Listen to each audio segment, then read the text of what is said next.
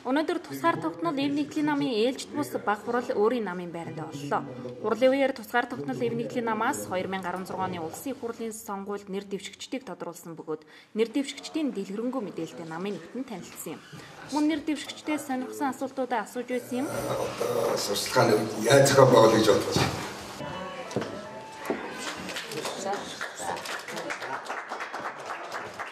Цэргийн бэлтгэл офицер болон эрдэмтэд гишүүнээр элсэж намын баталгаа гар давлаа.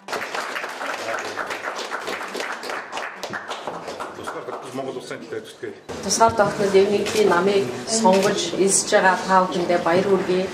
Энэ бол аль нэгэн намд элсэж байгаа гэхээсээ илүү бүгдээрээ Монгол орны тусгаар тогтнолыг баталгааж авч үлдэх, нийгмээ эрүүл цэвэр болгох, Монголын улс төрийг зөв цэвэр болгох ийм л одоо дайны талбарт одоо игнэнд нэгдэж байгаа гэсэн манай намыг сонгож, биднийг сонгож, хамтран тэмцэхээр зорж ирсэн та бүхэндээ баярлалаа. Баяр хүргэе.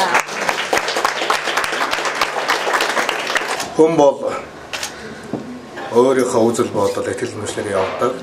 Зэргийн бид нар бол нам улс төрийг хэлэх талцдаггүй явдаггүй байсан. Гэхдээ өнөөдөр үүссэн байгаа нийгэм улс төрийн байдал бол гарцаагүй байдлаар биднийг ерөөсөө энэ тэмцэлд орж идэвхтэй ажиллахыг бол одоо цаанаас шаардаж ирсэн учраас өнөөдөр зөвхөн цэргийнхэн бид нар одоо миний мэддэг зөндөө олон эрдэнэт судлаач нар байна. Энэ яаж нөхцөлөөр аливаа хөгжлийн тулгуур болсон эрдэнэт судлаач нар аливаа улс орныг авч явдаг цэргийн хүчний байгууллага өнөөдөр орж байгаа бол энэ өөрөө бас тодорхой хэмжээр зөвхөн энэ тусгаар тогтнол нэгдлийн нам биш.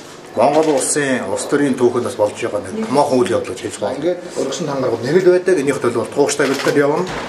Эх орн нэг байдаг. Энийхээ төлөө бид нар хамгаална гэсэн бол хамгаалсан шиг хамгаална.